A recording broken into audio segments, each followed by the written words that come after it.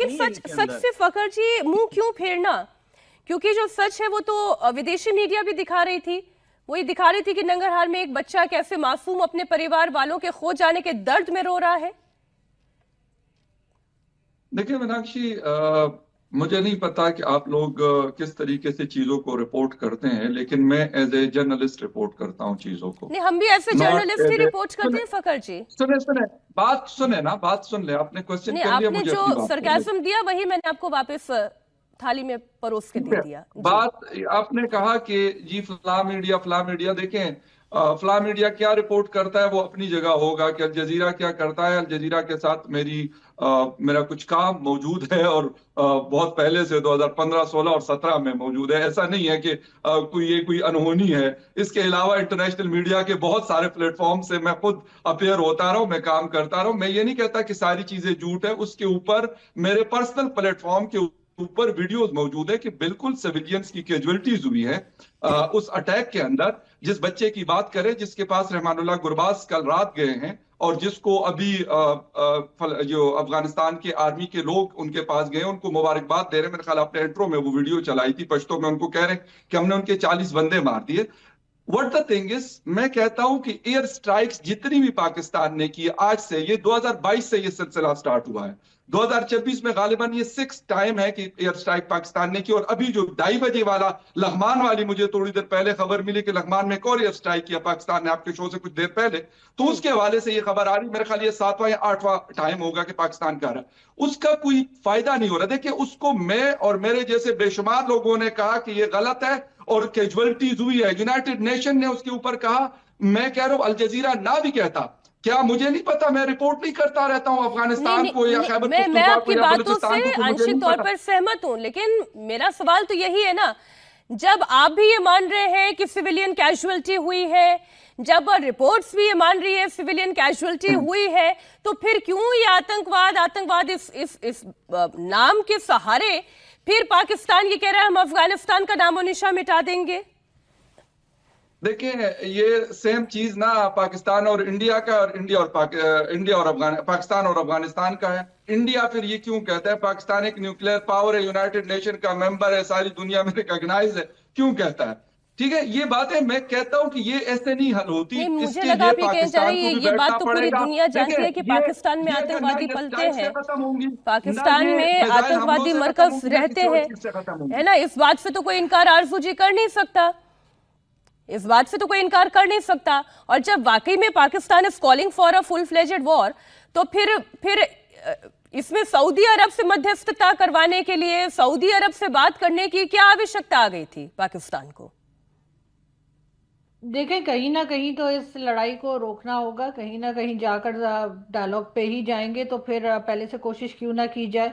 और दोनों तरफ नुकसान हो रहा है, दोनों तरफ पहले रिलेशंस बहुत अच्छे रहे। एक ज़माने में इमरान खान के वक्त तो हम ये दावा भी करते थे कि जी हमने गवर्नमेंट बनाई, हालांकि वो हमने नहीं बनाई थी, लेकिन फिर भी हम ये क्लेम करते रहे कि अफगानिस्तान के साथ हमारे टर्म्स अच्छे हैं। अभी अगर टर्म्स खराब हो गए तो उसको मजीद बिगड़ने से पहले अगर कोई दूसरी कंट्री भी आकर अगर बात करवा देती है तो मुझे लगता है कि इसमें कोई बुरी बात नहीं है। और लड़ाई झगड़े से हमें कोई फायदा नहीं है। अफगानिस्तान का भी नुकसान है, हमारा भी नुकसान है।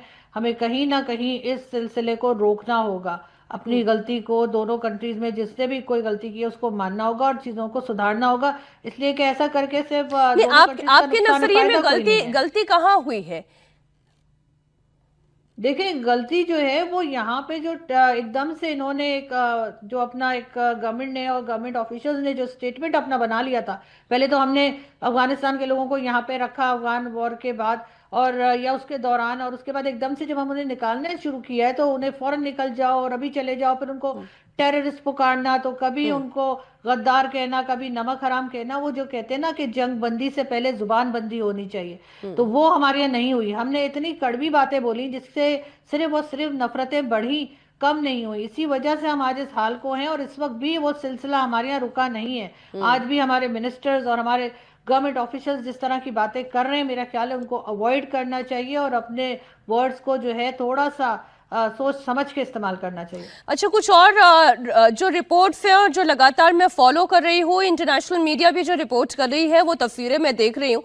इस बीच अहमर मुफ्ती खान साहब भी हमारे साथ जुड़ गए हैं। आप सीनियर जर्नलिस्ट हैं, बलूचिस्तान से आप आते हैं। अहमर जी, ये जो परिस्थिति पैदा हुई है, कई ऐसे लोग भी हैं जो ये कह रहे हैं कि ये परिस्थिति इसलिए हुई है क्योंकि पाकिस्तान खुद ये चाहता है कि वो अलग अलग टुकड़ों में बढ़ जाए। वो उससे बलूचिस्तान नहीं संभल रहा, उससे खैबर पख्तूनख्वा नहीं संभल रहा, उससे अपने पड़ोसी मुल्क के साथ संबंध नहीं सुधर रहे, और अब अफगानिस्तान के साथ ये एक जंग चाहता है। अहमद जी, अनम्यूट कर लीजिए।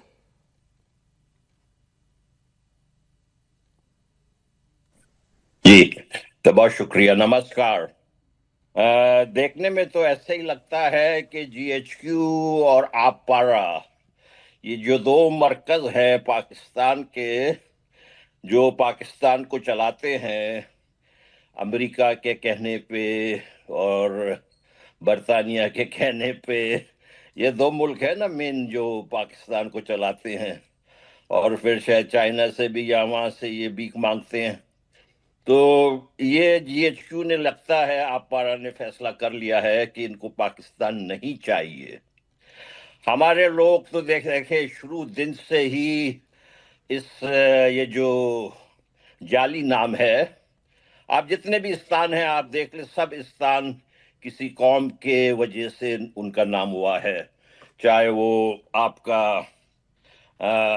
अफगानिस्तान हो, चाहे वो बलूचिस्तान हो, कुर्दिस्तान हो। सिर्फ एक ही स्थान है जो अंग्रेजों ने जाली नाम बना के इस स्थान का पहले, और जो जितने भी स्थान थे इनके सैकड़ों सौ साल पुराने, हजारों साल पुराने, बलूचिस्तान का हजारों साल पुराना नाम है।